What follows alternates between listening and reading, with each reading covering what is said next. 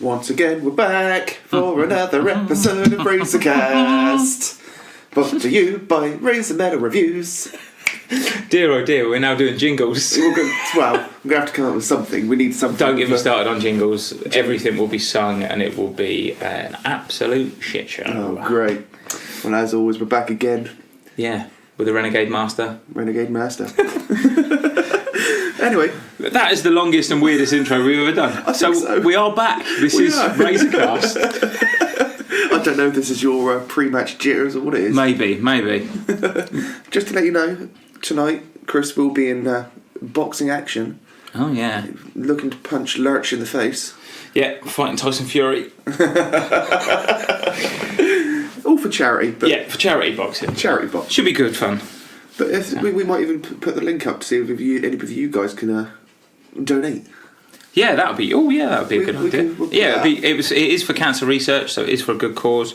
Lots and lots of us at some point or another are going to be affected by it, directly or indirectly. So, if you fancy donating a few quid to somebody who's willing to be punched in the face to raise some money, then we'll put the link up. That'd be great. Yeah. Awesome. Cool. Enjoy the show anyway. Enjoy. Anyway, as always, we go to fresh cuts. Yes, indeed. Then to what we've been listening to this week. Yeah. And this week's Horns Up is Bring Me the Horizon with... That's the Spirit. That's the Spirit. Yes. Very good, very good. Yeah. Interesting one.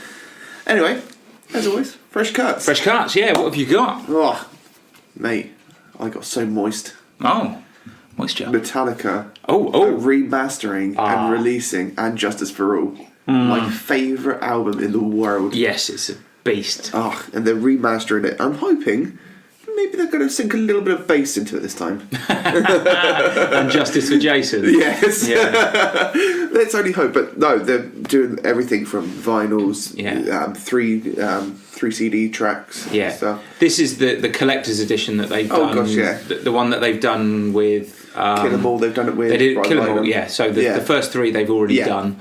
It's the 30th anniversary. 30th anniversary. Yeah. Yes. My friend, another Chris, because there's loads of us. Oh, my friend Chris that I went to Bloodstock with, he's got the first three like vinyl, full on. Ultimate package, and it's such like I was looking through it the other day when I went round there, and it's so fucking good. Like, yeah, no, mate, yeah, they are if expensive. I could have the money if you're a Metallica fan and you've got the money, then Jesus, it's a hell of a. They're display pieces, really. They are display pieces, but they are so well sort of looked into and remastered because it just packs so much more of a punch. Yes. Yeah. You get rid of that kind of fuzzy 80s kind of recorded in a bin kind of sound. Yeah. Oh, no, that is exciting, yeah. Oh, I can't wait for that. Wicked album as well. Both of us sporting the album cover on our arms. Yes. So, yeah, we're both kind of fans of it. Yes, just a little bit. Anyway, your first piece. Not quite as exciting, but I still got quite excited. Quite excited. Avenged Sevenfold. Oh, yeah. A new track has been leaked. I skipped past this one. I don't know why, but I did see it online. Yeah. Yeah. So obviously they've got a bit of an ongoing partnership, if you like, with Call of Duty. This is right. Yeah. They've done songs in the past for like Call of Duty, and I don't know, some big game thing. Yeah. E3 or something. It probably wasn't E3. I can't remember. But it was something. Yeah, it was leaked. But they've so. During a game trailer, was it? It was a game trailer for Call of Duty 4 Zombies. So the add-on... Black Ops 4 Zombies or... I don't know, I don't play Call of Duty. It's CAC. Sorry, Call of Duty fans. Yeah. Get outside, have some They're fresh mostly air. 12-year-old kids with no life. Yeah, just look at a tree. Just do something else. It's glorious. It's glorious. That just reminds me of old school. Yeah. I thought, he's glorious. Anyway, sidetracked. So they recorded a new song for Call of Duty 4 Zombies. Yeah. And somebody's leaked it. Now, bearing in mind, it is kind of phone footage from from an auditorium where the noise is bouncing around all over the place. It sounds like a pretty decent Avenged Sevenfold song. Yeah. It's better than the one that they released for the last Call of Duty. Yes, that's right. Yeah, which I wasn't. I wasn't very sort of taken back by it. That very much sounded like, oh yeah, you want us to record a song? Yeah, no worries, boys. Let's just bang this out in sort of 45 minutes. Whereas this sounds actually like a Avenged Sevenfold song. It's quite grand. Nowhere near anything on the stage. Oh God, far from it. The stage was such a fucking hell of an album, but it's such a big and expansive album. Yeah. This is much more, I want to say Hail to the King because it's a bit more simplified, but it sounds... It just sounds grand, doesn't it? It's got that big grand sound on it. Yeah. It's catchy. Like I listened to it earlier. Yeah, but that's what you want. Really. Even on crap speakers, I think from crap recording, it sounded good. Yeah, so. From gaming tracks, they usually are quite sort of catchy sort of jingles, aren't they? So, I'm hoping big things from that because I'm hoping that could release into something bigger. Well, the thing is, what I thought was interesting, like Avenged Sevenfold have got to be one of the hardest working bands out there at the minute. God. They are constantly touring since they released the stage. Not only that, they basically said, what I thought was cool was when they released the stage, for those of you who haven't listened to it, you're mental. They said, M Shadow said that this isn't the finished product. They released the album really quickly, didn't they? No fanfare, no nothing. Just went, there's an album on Friday, and everyone was like, what? Which is what I'm going to talk about in a bit. Yeah. Because that kind of leads on to my next sort of question rather than... Okay, cool. Go on. No, go on. You carry on, finish what you... So M Shadows at the time said, this album's not finished. Like, this is the album, but it's not finished. It's going to continue. The stage is going to be added to over the next few years. And they already have. They've done some covers and stuff like that, and they've released like extended versions, and maybe this Call of Duty thing is going to be yet another bit of the stage. Which I think is quite a cool concept, really. Like an album that that just keeps growing. Yeah, an album that keeps growing rather than like a discography that keeps growing. Almost a bit like your Spotify playlist. Yeah, it's always forever growing. Yeah, it's forever growing. Nobody ever takes stuff off their playlist, do they? They just add to it, so you end up with 900,000 songs and no memory on your phone. Exactly. But yeah, no, it's good. It's well worth a listen. I'd probably, unless you're a massive Avenged fan, I'd probably wait until it comes out like properly, so you can hear it with the proper sound rather than through somebody's shite phone recording. Well, this is it. Exciting anyway. Exciting. But on to my next point, which was, right, I'm not an Eminem fan. No, okay. But he's done the same thing as what Cancer Bats have done and Avenged Sevenfold done. And that's just drop an album out of nowhere. Yeah. How do you feel that, impacts a band? Do you think, without the hype and anything behind an album, do you reckon that impacts them, whether it be sales or anything like that? Do you think that it's a good ploy for just dropping things, or? Cool. That's an interesting question. I think it very much depends on who you are. Yeah. It's an interesting concept, actually. And it's something that not many bands would, willingly risk doing. Yeah, not many have got the balls to really do it. I think you need an established fan base to do it. Yeah.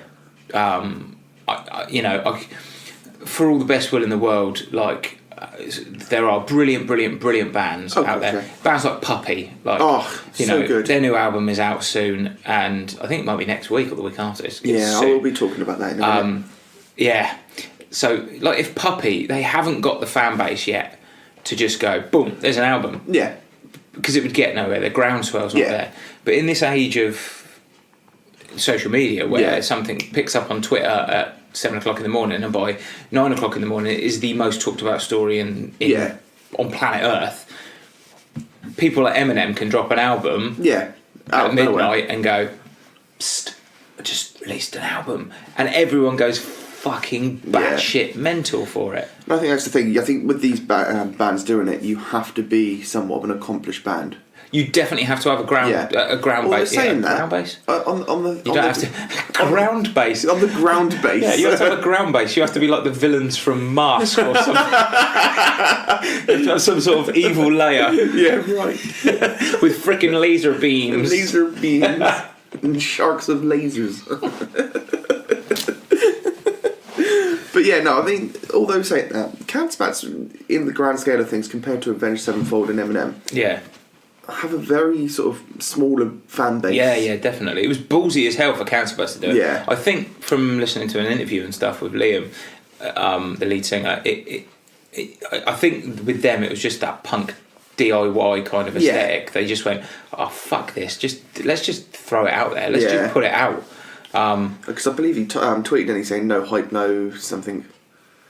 Something like, yeah, basically it was just very punk and very like, here's a fucking album. Yeah, like stick that in your pipe and smoke it. Pretty much. And it works. Yeah, but again, it's a good question. And could a band have done that 10 years ago? I don't think so. Not without social media these days. I think social media gives it that hype. And actually, do you know what? Like people like Eminem, like he's not daft. Like his album, have you listened to it, Kamikaze? I've listened to parts of it. It's good. It's not bad. It's good. I don't think there's anything on it. Like people are banging on about it, like it's the greatest thing he's released since the fucking Marshall Mathers LP, which is an absolute pile of shit. Like, which is bollocks, total bollocks. It's good. It is a solid Eminem album. It's better than the last one. As far as I know of, it's just him dissing a load of rappers. Yeah, it's better than the last one. I'm a bit of an Eminem fan, so it's better than the last one. Yeah. I don't think it's personally as good as Marshall Mathers LP 2, which had Rap God on it. Yeah. Because I think Rap God is probably the best song he's released for 10 years. Yeah, it's fucking brilliant. Fair enough. But the fact that the hype comes from the fans and not the record label, makes people think that, oh, this is like the groundswell is. It seems more organic, and therefore, like, oh no, this album. People then, because it's on the internet and everyone's just like, oh my god, this is the greatest album for 10 years. As soon as it becomes difficult to argue against it. If a journalist if a journalist bangs on and says, this is the fucking greatest album in the last 10 years, you go, oh, fuck off, you've been paid to say that. Yeah, exactly. If it's all over Twitter and it's just fans of Eminem going, oh my god, he's dissing every rapper in the world. I don't know why. That's not supposed to be indicative of Eminem fans in general. I'm not homogenising you and saying that that's how you all speak, but that's how you all speak. Apparently you're now all Disney characters. And just off the back of that, good luck Machine Gun Kelly with the rest of your career. Yeah, it's a pity because he's got a great surname. Yeah, right. Right. You, sir. That was a very interesting point, actually. Yeah, no, I thought it was just something like out of the blue. What have I got next on my news? On your news? Oh, something that I don't know if you'll be excited about, but so Mark Tremonti, of Alter Bridge, and Tremonti, and Creed, Creed fame, the band with no consonants in their lyrics. Pretty much it. Just yearns. Yeah. Anyway, the man that has the biggest underbite in the world. Way too much coffee. So Tremonti has basically come out. We will start being sensible in a minute, honestly, probably. Maybe. Tremonti has come out and said that he's got enough material already recorded for another Creed album. Oh. Yeah. So that was the headline anyway. When I dug into it, he's got about 7 or 8 tracks of demos. Okay. Done ready for Creed that he basically wrote and recorded. I'd rather him say, well, we've got more stuff for Alter Bridge. Well, so this was back in the 2008, 2000. Oh, okay. 2012 reunion that Creed did. Yeah. So you've kind of already answered my question, which was, do you give a shit about Creed? Yeah. Only for Wrestle Metal, but that's about it. If they can come out with one banger for WrestleMania. That would feature on a wrestling, pay-per-view or something. Yeah. It'd be awesome, but apart from that, not really. Yeah. There's not much of an appeal to them anymore. No, I don't think there ever was. But I wanted to mention it because actually, although Creed get a hell of a kick in, Tremonti, Mark Tremonti himself is a fucking full-on metalhead. He is, and his latest album isn't that bad. No. There's going to be massive fans of his out there. Mm-hmm. You know, no disrespect. My mate Graham is a fan. But like, I know Graham's a fan. I think mostly because of the guitar, the ability of the bloke. Yeah, the guy has endless abilities. Yeah. You know, and from his stuff from Alter Bridge, especially. Yeah. It's just fucking quality. Yeah. Yeah. It is. Luckily, Tremonti's basically said, if the fans in 5, 6, 7 years' time had a massive groundswell and said, no, we really want new Creed music, he wouldn't be opposed to it. Okay. However, he has said, am I going to give up doing Alter Bridge music or Tremonti music or anything else that I'm doing to record with Creed? No. Which, good. Good. Yeah. The man has sense. Yeah, I mean, he said that the words he used was that he's sat on a load of Creed material. Yeah. I would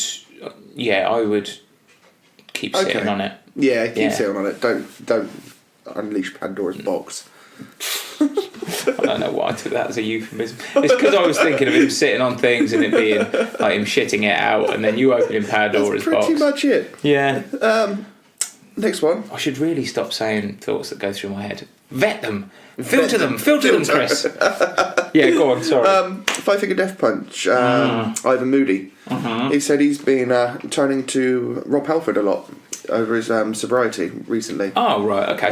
Because he's good friends with Rob Halford and stuff. And Rob's been sober for now, he said it, about 40 years. Yeah. Which is a fucking long time. Yeah.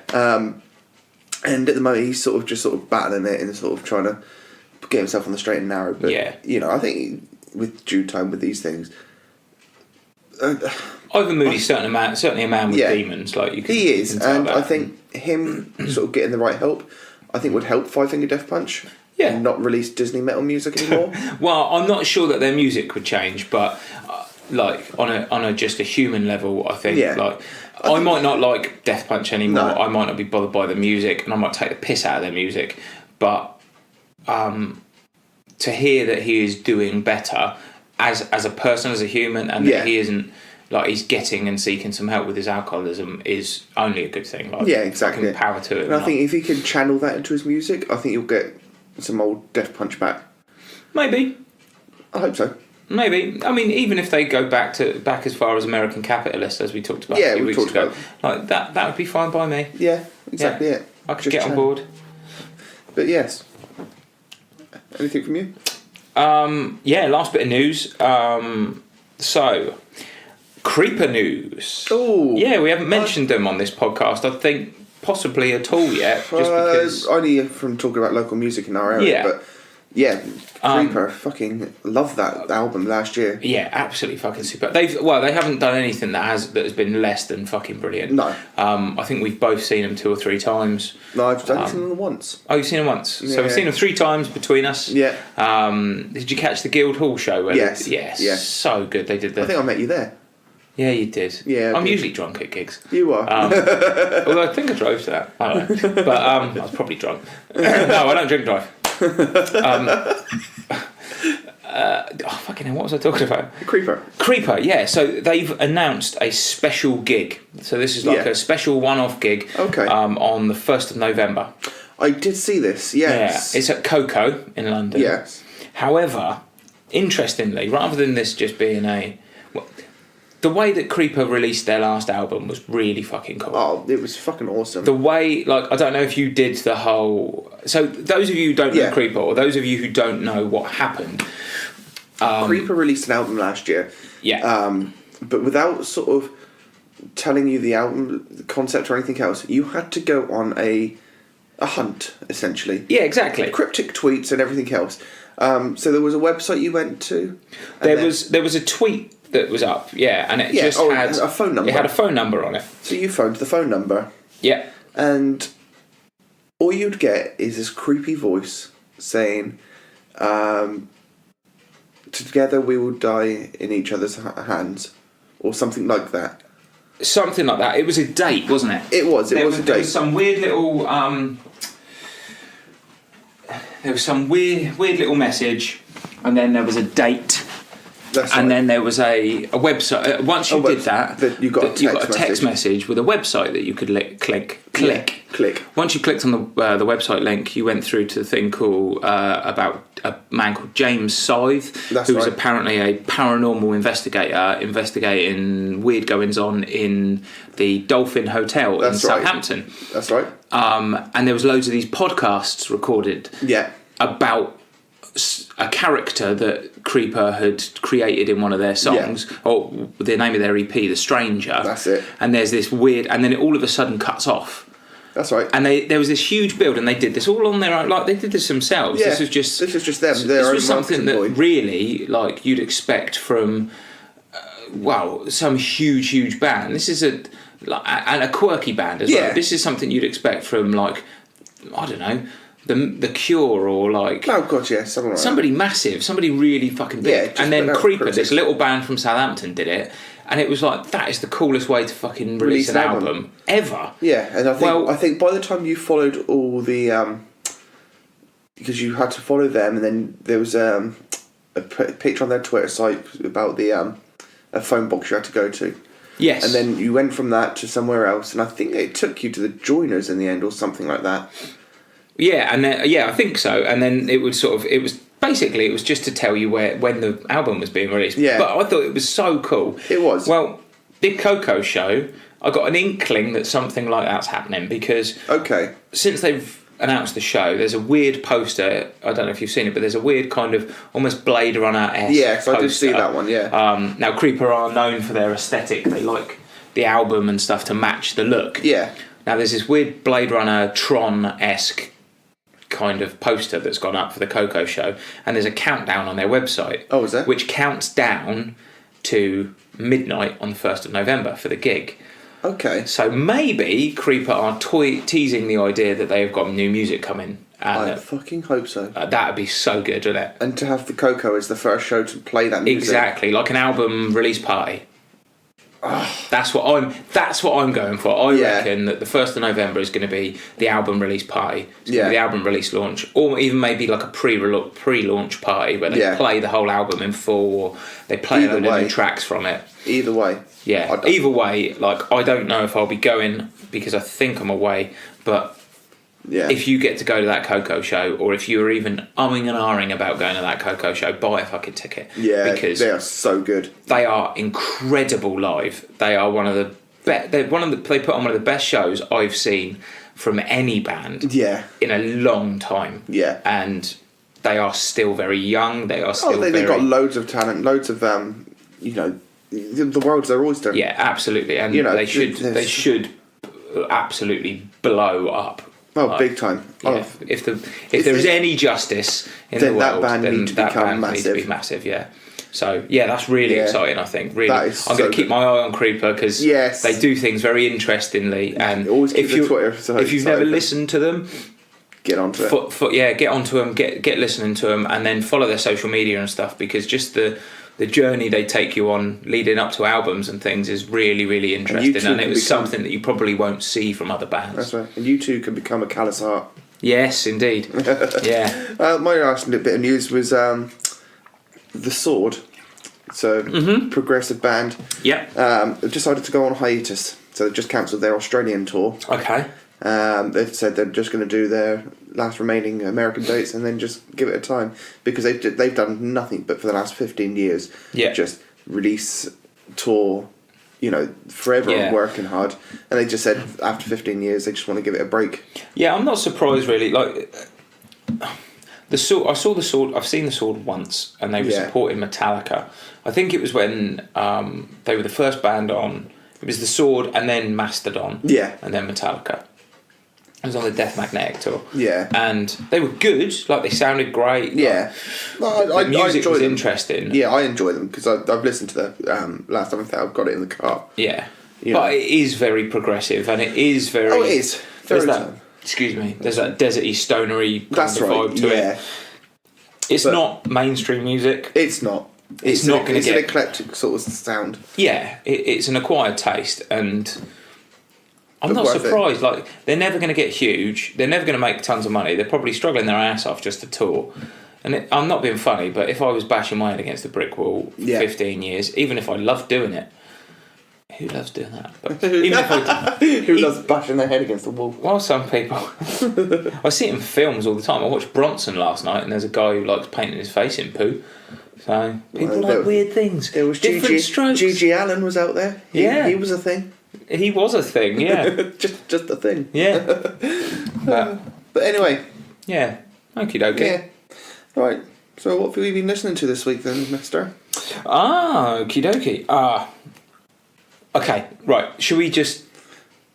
Are we going to talk about the same album? Should we do that? Should we do the albums first, or should I just talk about my live show I went to this week? I'll tell you what. We'll save the album that we've.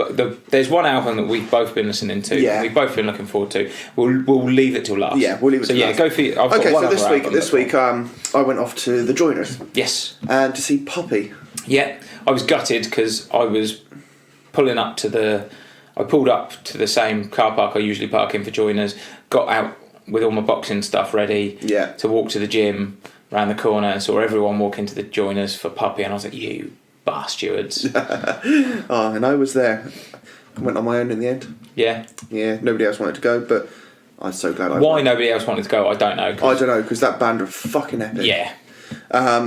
But no, honestly, I'll start off with their support act, which was Grove Street Family. Yeah. Now, if you want ghetto metal, it's great, isn't it? They're brilliant. Yeah. I mean, the name obviously says it. It's based on San Andreas. Yes. It? Yeah. You know, the game on Grand Theft Auto. And it sounds like San Andreas in parts. So in parts, it does. Yes. Did they do the? So anyone who's not listened to Grove Street Family, they are Southampton based, aren't they? They're a Southampton band. First time they've played in a year.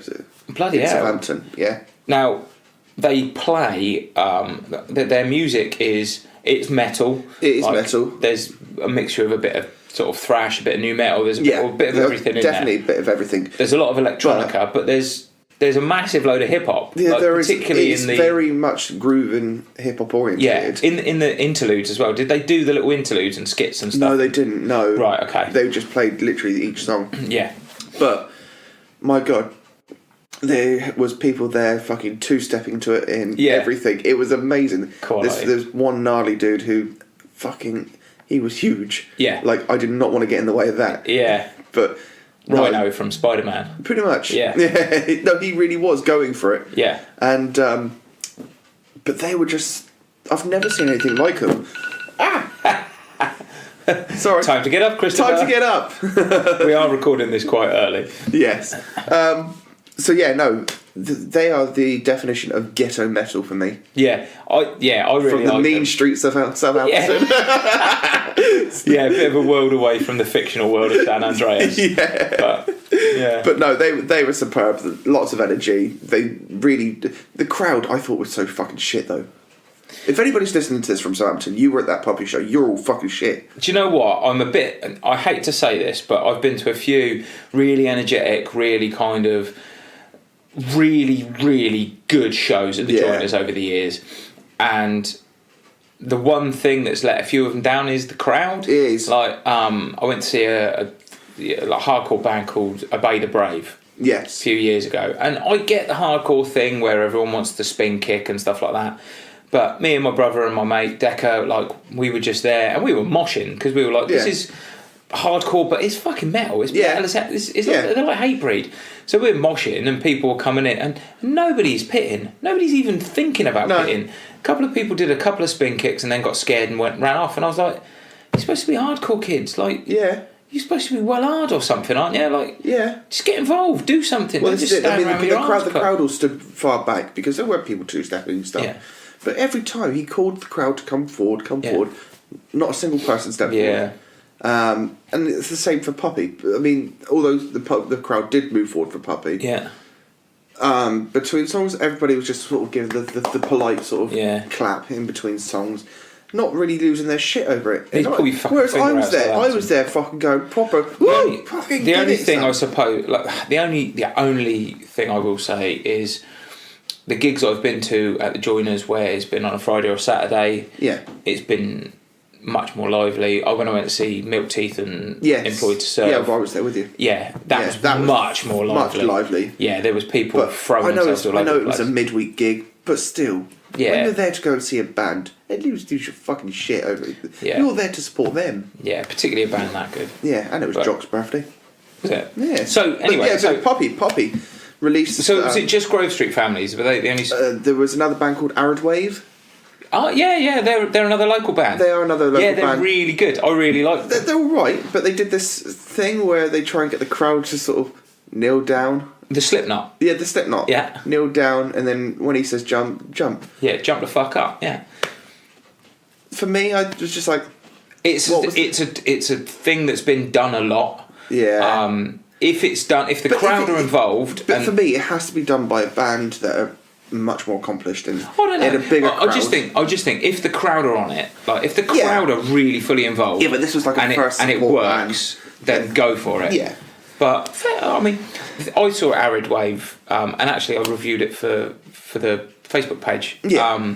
They supported Fan Club. That's right. And I thought they were really, really good. Yeah. And their drummer, whose name I got wrong on the Facebook page because I'm a fucking plank. I thought, like, just watching him, like, he's a little whirlwind. He is. No, like, he really is. Behind that kit, he reminds me of Chris from not Chris. I thought we were going to say Chris Adler then. No, he reminds me of the drummer from Milk Teeth.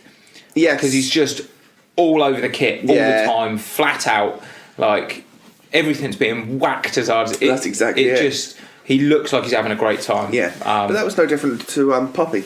Poppy were absolutely fucking on form. Yeah, and for me, the new songs. Yeah. So they released Demons obviously last year. Yes. Yeah. As a single, but again live, so full, so in your face. Yeah. Like. They're such a great band, aren't they? And live, the sound of them is weirdly, it's weirdly very not clean. I don't want to say clean because I don't want people to think that it's not heavy because it. It really is. It really is heavy. Yeah, it's so powerful, but it's much so more gritty. palatable. It's much more gritty live than it is off the albums. Yeah. So, no, For those people that haven't listened to Puppy. They're like a weird sort of eclectic. They're like they pay homage to like the old style of rock and metal. Yeah. But much more psychedelic, a bit of a surfery vibe. Mm-hmm. But it's more something you'd expect from like a 90s skate tape. Do you know what? The main bands that come to mind when I think of Puppy, and they're all quite disparate and they're all quite different, is Black Sabbath. Yeah. Because they have those big doomy riffs. They do, and that's it. There's Metallica when they do their big 4/4 stomp. Yeah, when they do their 4/4 stomps, yeah. I'm talking 1991 Metallica, Black Album Metallica, and Weezer. Yes. That kind of works. That's exactly it. It's like that grungy, sweet kind of... Yeah, and that's exactly what they are. Alt rock band. But they are great. They are very, very good. They're very, very interesting. And they're doing something very well that not a lot of other bands manage. Yeah. I think. Well worth checking out on record. They've got an EP out, or a couple of EPs. They've got two EPs out. Volume 1 and Volume 2 or something, isn't it, at the minute? And they've got an album coming out very, very soon, which I think, from what I've heard, is going to be really good. Awesome. Yeah. Yes. But anyway, get on to Puppy. If you get to see them on this tour, fucking go. Yeah. And I know they're... I'm gutted I didn't get to see them. If you want to go... Oh, no. On the Sunday, they are supporting King 810 in Bournemouth in November... No, the 2nd of December. They're supporting King 810? Yes, in Bournemouth at the old fire station. Jesus. Because I know the night. I know booking, but because I know the night before you're going off to see Zealand. Oh yeah, I can't wait. Which for that. I'm actually really tempted to get a ticket for if they're still going. You should. It's one of the best. Like at Download, they were one of the best. It's one of the best. Yeah, no, honestly, they were one of the best things I saw at Grass Pop. Fantastic, yeah. So I'm really looking forward to that. It will be that followed by King 810 being supported by Puppy. Yeah, that's pretty fucking sweet. So I'm looking forward to that. Yeah, definitely. Anyway, over to you. Yeah. Okay. So I basically only managed to listen to 2 albums. Yeah. This week, but luckily both of them have been stonkers, very, very good, and very, very different. and very surprising. So I thought that I would check out the new album called Head Cage. Okay. By Pig Destroyer. Pig Destroyer. Yeah. See, now with a band name like that, your world's your oyster. Yeah. Just go with it and run with it. Have you ever listened to Pig Destroyer? Not really, no. No. Well, I've tried to listen to Pig Destroyer before because lots of people I've heard people say, oh no, they're brilliant, they're really pushing the boat. You know, they're fucking masters at what they do. Unfortunately, what they do is grindcore. Right, okay. Grindcore, for those of you who aren't familiar with it. Very. It's the sound of people going through a wood chipper. Pretty much. Yeah. Imagine death metal, but just, being tortured. Yeah, exactly. Yeah. Essentially if you can imagine a kind of like a leprosy album cover from like 1988. But they're having a real bad time, and they're actually it's heavy. Suffice to say, it's very, very heavy. So I started listening to this new Pig Destroyer album, Head Cage, because I thought, fuck it, give it a listen, see what it's like. And it starts with this 1930s kind of gramophone kind of like creepy kind of intro music, and weirdly enough, so it sounds like, I don't know if you've ever played BioShock. Yes. So it sounds like that kind of music. Yeah. The original BioShock. So quite creepy. Yeah. I noticed, I was like, I recognise this music. It's the outro music to one of my favourite podcasts. The Last Podcast on the Left. Okay. Which is like it's a comedic take on serial killers and stuff like that. Okay. It's fucking superb. It's so funny. Okay. But they use that music as well, this kind of creepy outro music. And there's this little public service announcement sort of saying, we take no responsibility for the noise that you're about to hear and stuff like that. And I was like, balls, this is going to be like too heavy for me. I'm going to have to turn it off and wuss out again. And I nearly did. The first track kicks in, and holy hell, it is 3 minutes of absolute white noise. Really? It is so unbearably heavy. Oh my God. I was like, fuck, I don't know if I can cope with this. But you managed to keep in there? Well, I stuck in there, and I'm so glad I did, because it really changes. It really surprised me. Really surprised me. The rest of the album it's really, really heavy, but it's really, really groovy. Okay. There's a ton of Pantera groove on so this. And I'm not saying Pantera in the sense that you'll listen to this and go, oh yeah, I like Pantera. I like Walk. I like this. It's far heavier than that. Yeah. But there is groove. It's still blisteringly heavy, but there is definite groove, and there's hooks. There's a lot of parts on this album. There's a lot of electronic bits that kind of kick in now and again, and like in the intro and the outros and stuff. It reminds me, there's parts on this album that reminds me of Slipknot, when Slipknot go really balls to the wall heavy. I know what you mean, yeah. Like when they turn the electronic bit down and they go fucking flat metal, out, like they do on Iowa. Yes. Like it's like the whole Wait and Bleed thing. Oh, it's way heavier than Wait and Bleed. Oh, really? Yeah. It's that kind of, when they go kind of very nihilistic and very kind of dark and death metal-y. Yeah. You get those death metal-y riffs that Mick Thompson just fucking loves to peel out. Yeah. The riffing is very Mick Thompson from Slipknot. Really? Yeah. Okay. If you like the heavier end of Slipknot, and I'm on about the darker, heavier kind of stuff that they don't, the stuff that you don't usually hear in, your rock nightclub. Yeah. Slipknot, you might really like this. It is still horrifically heavy. Yeah. But it's really pushing the boat out. I've listened to it 2 or 3 times now, and every time I listen to it, I like it more and more, and I just find more grooves to it.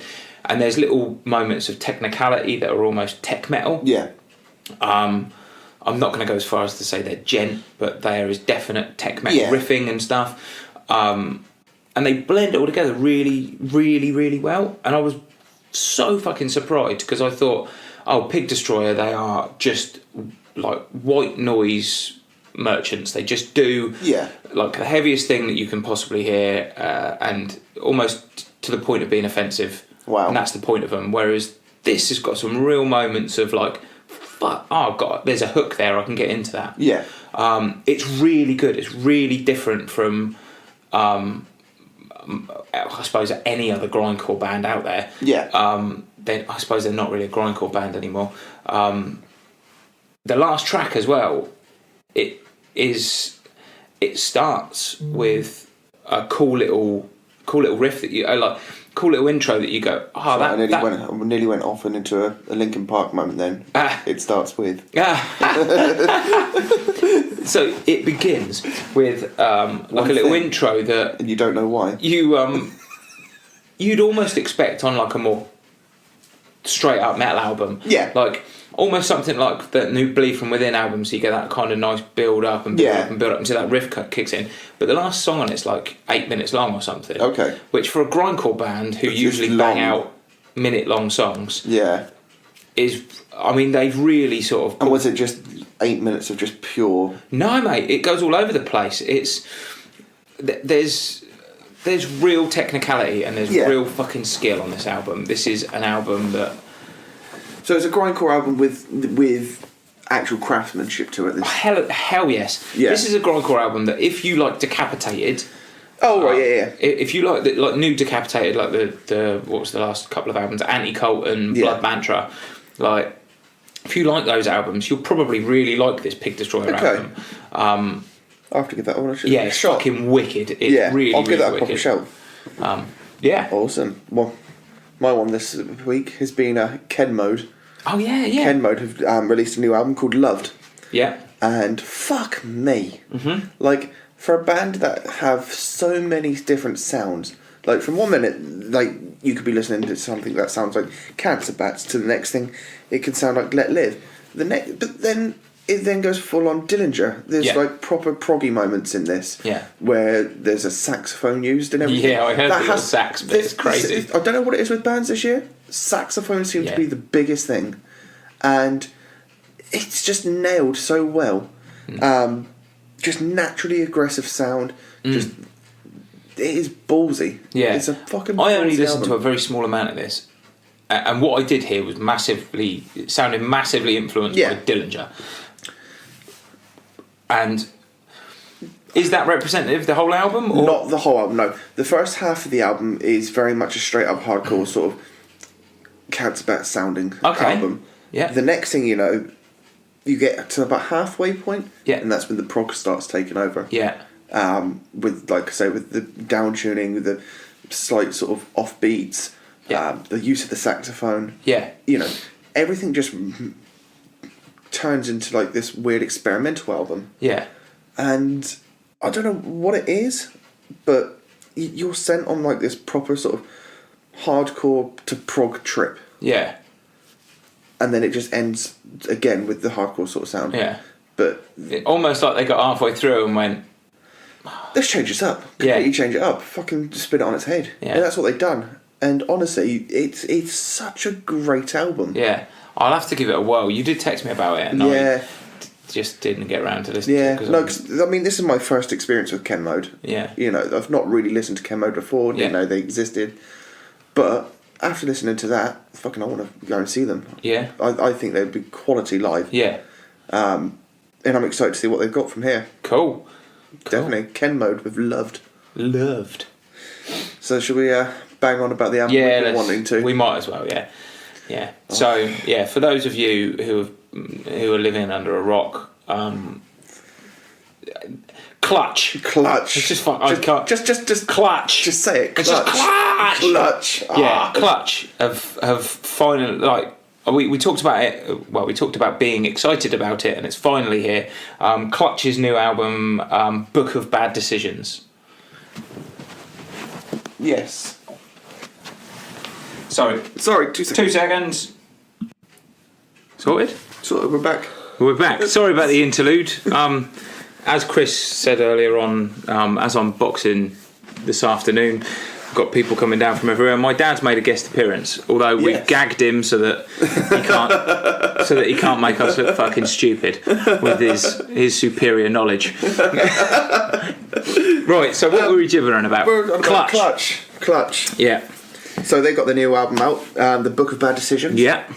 And what an album. Yeah, it's fucking cracking, Punchy. isn't it? Not that I had any doubt that it wouldn't be feckin' brilliant. But it is punchy, solid, everything you want Clutch to be. Yeah. So, I mean, it seems a bit daft to people that are into rock and metal will probably know Clutch are, but if you don't... then get onto it. Yeah. Where have you been living? That's my one. That's your one. Chris is trying to nick me coffee. I am. So, Clutch are the Clutch have been around for 20 odd years. They're a band that deal in... They're more of a southern sort of groove metal band. Yeah, I don't even think they're not even easily classable as metal. They're a hard rock band with bluegrass in them and that southern Texan sort of style twang. I think they're from Georgia, aren't they? Something like that. All I remember is, I don't know if this is true, but they used to be pit stop technicians for NASCAR. Did they? Did, yes. That makes sense. The NASCAR kind of connection makes sense because there is that very much southern. There's bits of, I don't know about you, but in this new album, I heard bits of Lynyrd Skynyrd. I heard James Brown and Stevie Wonder.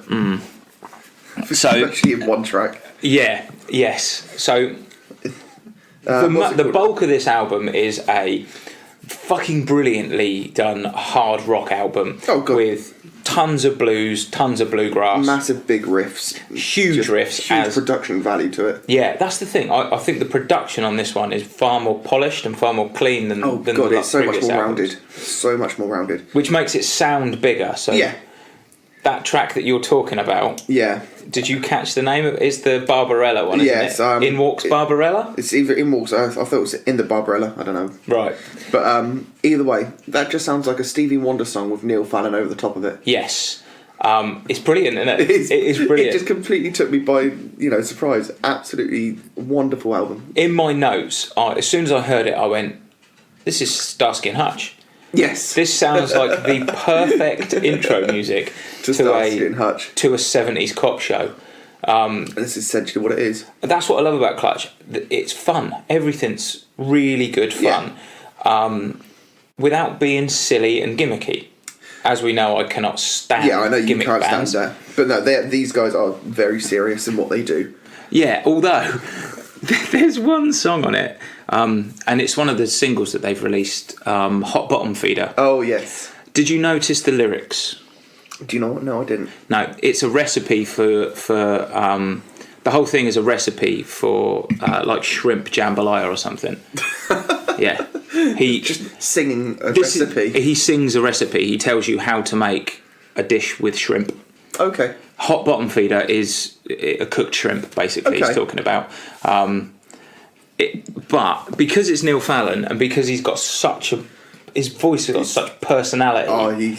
It doesn't matter. I was listening to it going, this is utterly ridiculous, but I love it. This is such good fun. Yeah, and he's just always been sort of. He's just an icon. He's brilliant. He's fantastic. Okay. Go on. Do you like this as much as the last one? I think I like this better. I don't. Do you not? No. I think Psychic Warfare is better than this. Really? Yeah. Not by much. No, okay. Not by much. My only problem with this album is, and it is a very small complaint really, because I think this is very varied, this album, as most Clutch albums are. It's very varied. It goes from, like, as I say, it goes from Lynyrd Skynyrd to like Stevie Wonder to like Aerosmith to like much heavier stuff. I think there's a little bit of a lull. You get the first sort of four tracks, and then there's a couple of tracks that kind of washed over me, and then it hits the gas again and goes flat out again.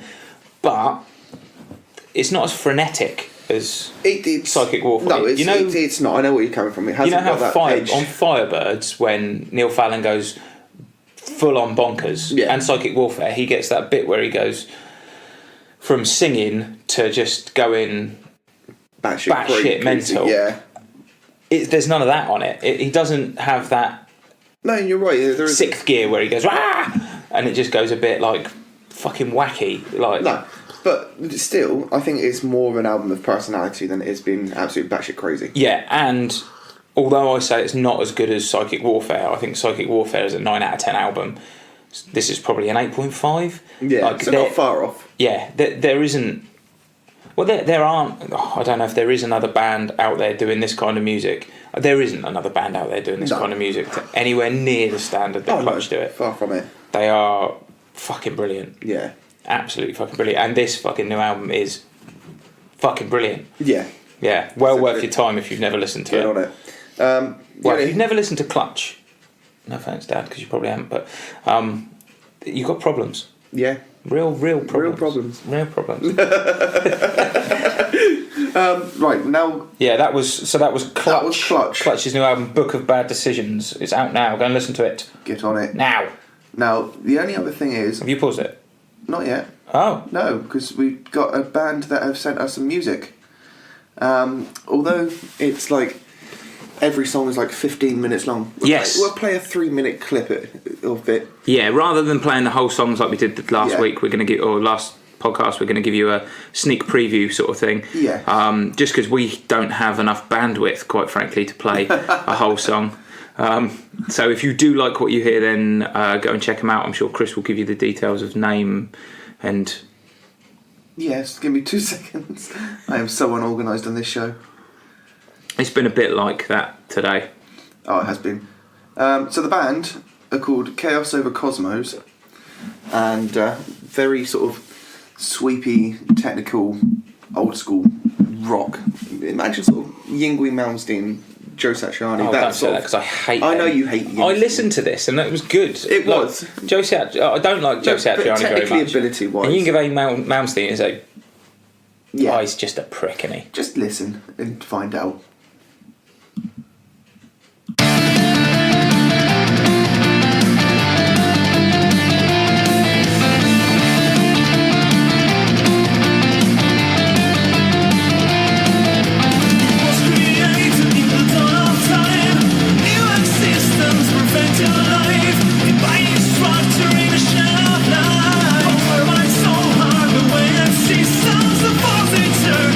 Bottom brings on, we call you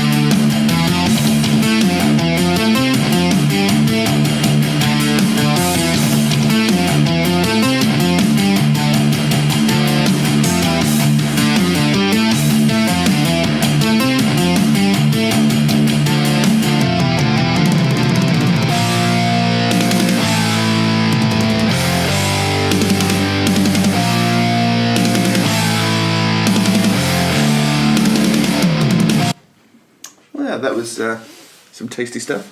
Yeah. Quite cool. Yes. Yeah. So who was the band again?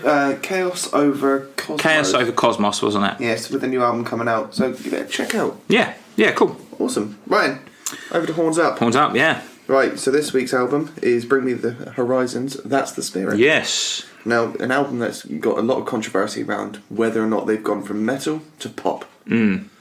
Yeah, I kind of said to you when you texted me and said, what album should we do, what album should we talk about? We usually do one that we think's been really underappreciated and that it's slipped through the net and that people should go back and listen to. But this is their latest album. This is their latest album. Clearly lots of people have listened to it because it's their highest selling album ever. However, I thought we'd talk about this because we obviously chatted a little bit about the new single that's come out, Mantra. Yeah. By January, you won't be able to move for Bring Me the Horizon news. They are going to be on Radio 1, they'll be on everything. Everything you could possibly want to be on. Because if Mantra is anything to go by, whether you like it or love it, love it or hate it, it's going to be huge. It's going to be all over radio big time. all the time. So I thought we'd go back and look at That's the Spirit because actually it might prepare people a bit for their new one. Pretty much. But this is an album where, for an old school Bring Me Horizon fan, you can hate it. Mm-hmm. Whereas, if you're in the know with music in the popular sort of mainstream thing, this album was just, it blew up. Roxanne gave it 10 out of 10. Yeah. Kerrang gave it 5 out of 5. Yeah. Empiricon 90% of an album. Yeah, which I think is mental because everyone gave it these massively high scores, and then 3 weeks after it was released, everyone backed away from that and went, "Oh no, it's shit, innit? It's really shit. It's really bad. It's really bad. They're not a metal band. They're not a rock band anymime." And I don't understand it because there are some big riffages on this. So, have you listened to this before today? I've only heard the singles. Dallianced with it. Yeah. Okay. But after listening to it, you know, there are some good riffs in this. Mm-hmm. Some nice big chunky stuff in it. Mm-hmm. And what's not to like? Well, I get what's not to like. If your favourite Bring Me the Horizon track is like Alligator Blood or Football Season is Over, then there's a lot not to like. Yeah. However, if, like me, you think that probably their best album is Sempiternal, there's not as much to dislike. Because this is a difficult album to get on board with, I think. If you, I quite like Sempiternal. Sempiternal's fucking wicked. Yeah. It's an amazing album. I think, like you said, if you were a Bring Me fan from day one, there's a lot to dislike about this. If you weren't, then... But this is the thing. Bands change forever. Whether they evolve in what they're singing or take a bit of a left turn like Bring Me have done. Yeah. A bit of a left turn.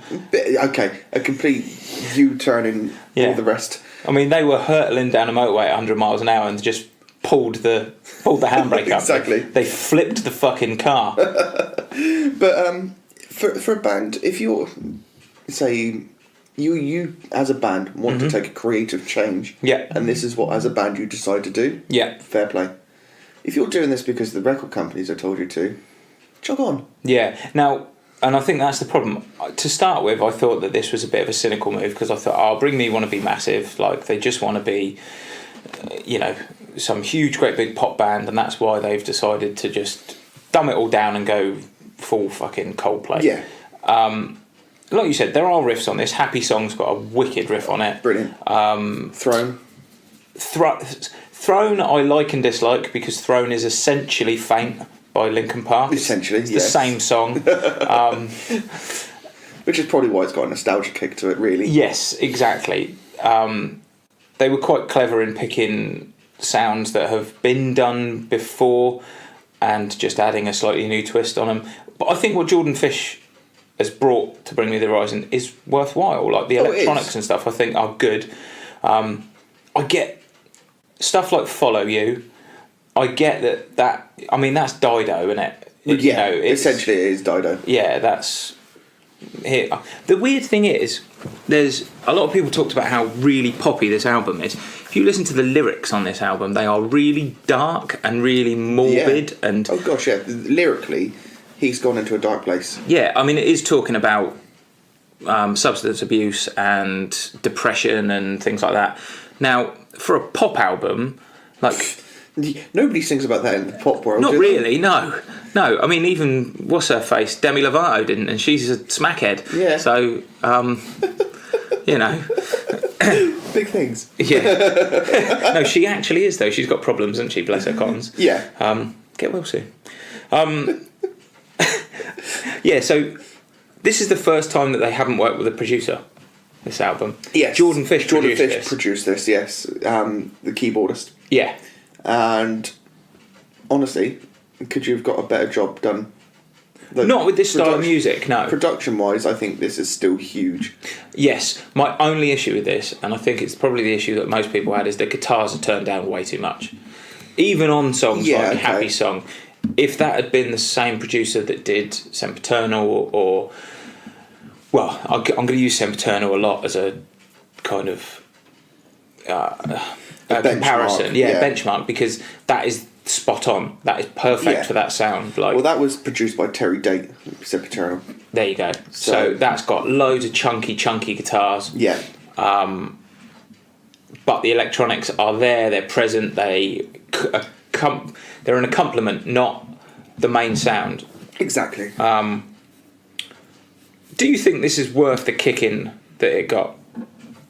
Not really. No, I don't understand why people would give it a kick in. No, like, again, I'm not a massive fan of this band. Yeah, but this album, you know, as a fan of proper heavy metal and stuff like that, I can't. You're not a fan of proper heavy metal. You listen to Hailstorm.